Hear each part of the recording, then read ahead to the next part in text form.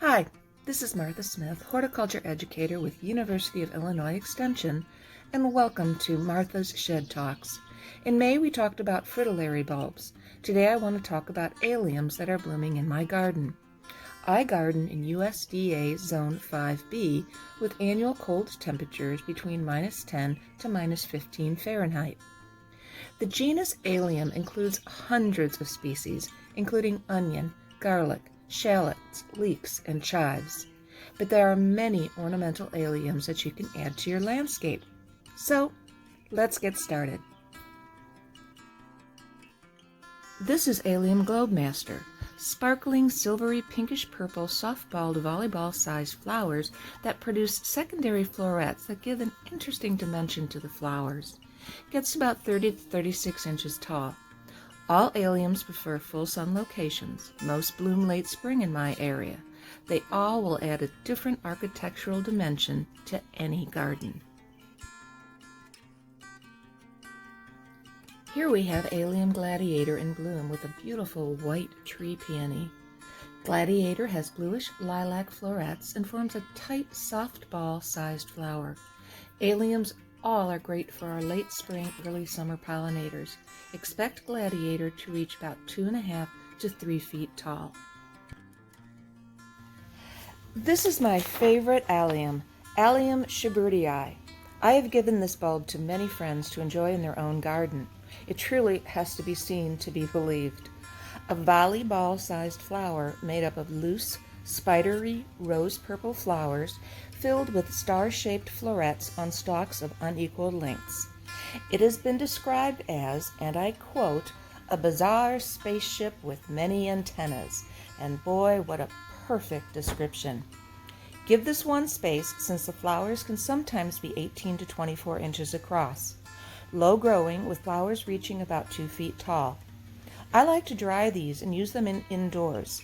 Or I insert a thin bamboo stick in their hollow flower stalk for support and add them to containers. Try this one and you will not be disappointed. This is an allium I picked up in my travels. It's called Hair. Here you see it just as it's starting to open. This is the last of my alliums to open late spring. It gets its name due to the very unusual hairy-looking flowers. It's hard to photograph, so the flowers in the photo were taken from a website. A word of caution, this spreads by seed. I always remove the flowers before they shed. Allium KARATAVIENSE is sometimes called cow-tongue allium, and you can see why. The broad, blue-silver, shiny leaves are stunning. Then you are rewarded with a lovely flower. There are white, pink, and red varieties. Millennium forms a compact, upright clump of glossy, green, thick and strappy leaves. In late July and August, expect a profusion of large, 2-inch, bright, rosy purple, tightly rounded clusters of flowers that appear on strong stems just above the attractive foliage.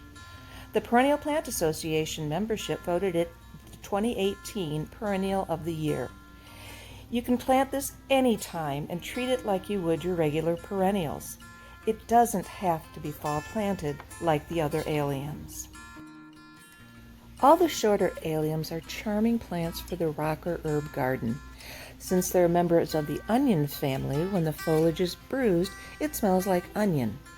But butterflies and honeybees adore the flower's sweet nectar, but deer and rabbits steer clear of this perennial beauty. Another plus. All alliums dry beautifully. Here is SCHUBERTII dried, and it just adds a nice effect. Here, a garden center decided to get creative. And yes, people wanted to know what type this was and where they could get it. It's called spray paint. I hope you have enjoyed learning about alliums. Try them in your garden and you won't be disappointed. Next week, I'll share another passion of mine, Martagon lilies. So, check back.